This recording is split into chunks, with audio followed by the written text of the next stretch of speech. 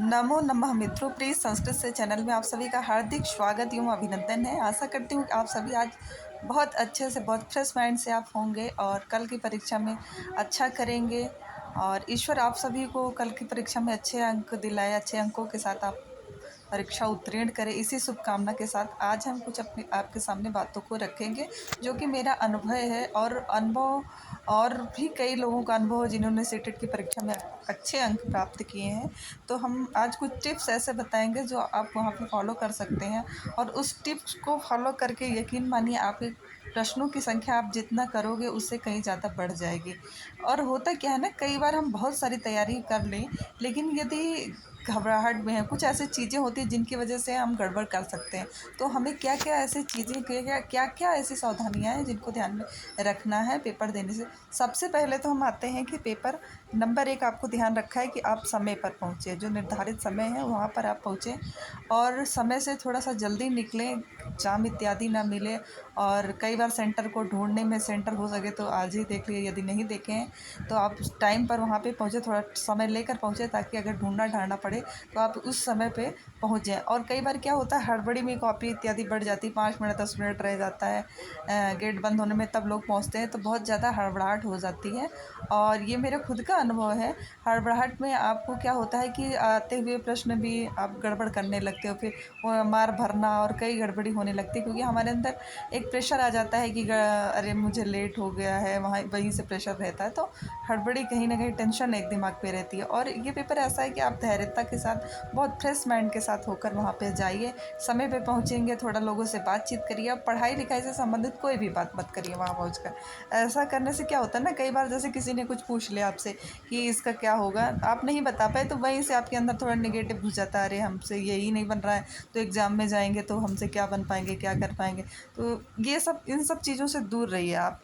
मतलब ये सब ना, प्रश्नों को मत पूछना और बताना, ये सब दूर रहिए। बस खूब हंसिए, लोगों से बातचीत करिए, आप कहाँ से आए, कैसे आए, एकदम फ्रेश माइंड से रहिए। फिर आप क्लासरूम में पहुँचते हैं तो वहाँ आपको क्या करना है, सबसे पहले आपको जो है OMR सीट, जो OMR सीट है उसको आपको अच्छे से भरना है, कायदे से एकदम समझिए, बहुत धीरे से, बहुत धैर्यता के साथ।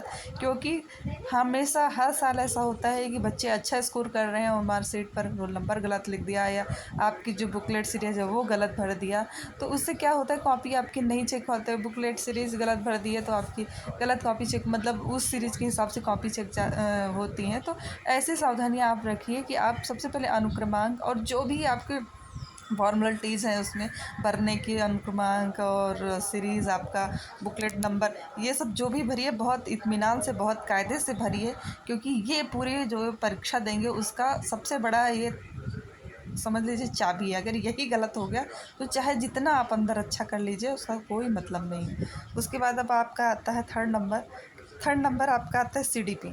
CDP जब आप क्वेश्चन स्टार्ट करेंगे तो जो CDP है, CDP के प्रश्नों को, ऐसा होता है ना, CDP में दो दो प्रश्न सही लगते हैं। तो सबसे पहले तो आप क्या करिए, प्रश्नों को एक बार पढ़िए, फिर दोबारा धीरे धीरे आराम से समझते हुए पढ़िए। उसके बाद आप चारों ऑप्शन को पढ़िए, चारों ऑप्शन को पढ़िए। और फिर सबसे पहले ऑप्शन को पढ़ते समय क्या है कि जो एकदम गलत है उसको काटते चलिए। जैसे पहले आपको एकदम शुरू में बकवास लगा, उसको काट दीजिए। और जितने भी नकारात्मक होते हैं वो भी क्वेश्चन काट दीजिए, नकारात्मक ऑप्शन भी काट दीजिए। उसके बाद जो आपको सही लग रहा है, तो ऐसे में क्या होता है ना, आपको ऑप्शन ढूंढने में आसानी होती है। ठीक है। और दूसरी चीज़ ये है कि कोई भी ऐसा CDP में ऑप्शन मत चूज करिए जो बच्चों के खिलाफ हो, जो जिसमें बच्चों को किया गया, जैसे बच्चों को मारना चाहिए, इस तरीके का, वो सब नहीं। हमेशा पॉजिटिव, सकारात्मक चीज़ें जो ऑप्शन है उसको लीजिए। और यदि वातावरण के संबंधित जो प्रश्न पूछे जाते हैं कि बच्चों की एक बच्चे के विकास के लिए वातावरण ज़रूरी है कि या पर्यावरण ज़रूरी है, तो आप दोनों है तो ऑप्शन में दोनों है तो दोनों आप जो है ऑप्शन टिक लगाइए।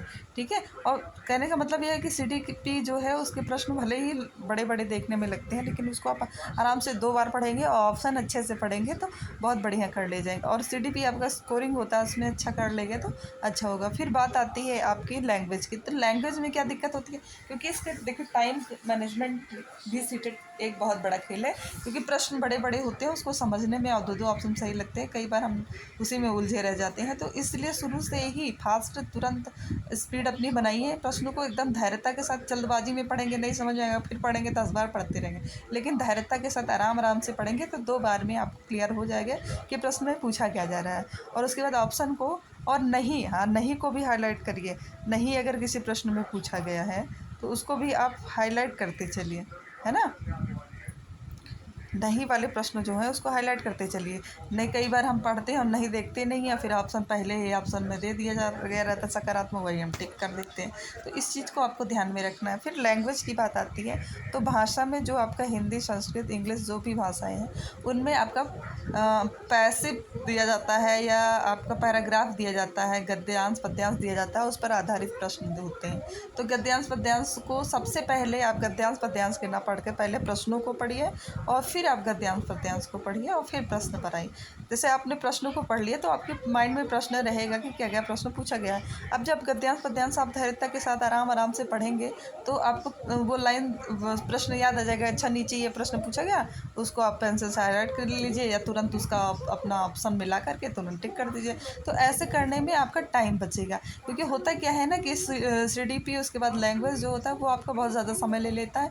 फिर जब सोशल स्टडीज़ पर आते हैं, मैथ इत्यादि पर, तो वहाँ पर जो है आपको दिक्कत होने लगती है, फिर समय आपका बचता नहीं है, फिर आपको सोचने समझने कई बार ये होता है।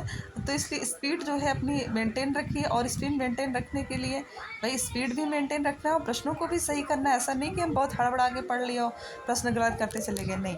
तो इसके लिए हमें क्या करना है, धैर्यता के साथ जो भी पैराग्राफ दिया गया उसको पढ़ना है, प्रश्नों को पढ़ना है, ऑप्शन को पढ़ना है, फिर टिक लगाना, फिर आगे बढ़ते रहना है। ठीक है, इस तरीके से आपको करना है। और समय सबसे बड़ी चीज़ जो है, यदि आपको कुछ नहीं समझ में आ रहा है, आपको कोई ऑप्शन ही नहीं समझ में आ रहा है, आपको जहाँ एकदम शून्य है कि यहाँ हम कौन सा लगाएं, तो आप पहले प्रश्नों को पढ़िए और फिर देखिए कि उससे संबंधित कौन सा ऑप्शन ऐसा है जो उससे संबंधित आपके लिए सटीक बैठ रहा है कि ये सटीक बैठ सकता है, वहाँ पर आप टिक लगाइए।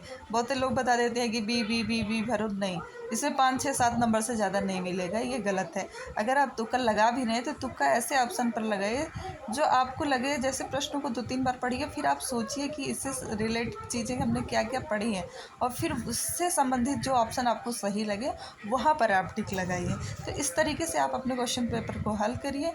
और फिर से मैं यही कहूँगी कि ईश्वर आपका साथ दे, ईश्वर आपका हर तरीके से मंगल करे और अच्छे अंकों के साथ आप उत्तीर्ण करें। इसी शुभकामना के साथ हम अपनी वीडियो को यहीं समाप्त करते हैं। चैनल को लाइक, सब्सक्राइब एवं शेयर अवश्य करिएगा। नमः संस्कृताय, नमो नमः।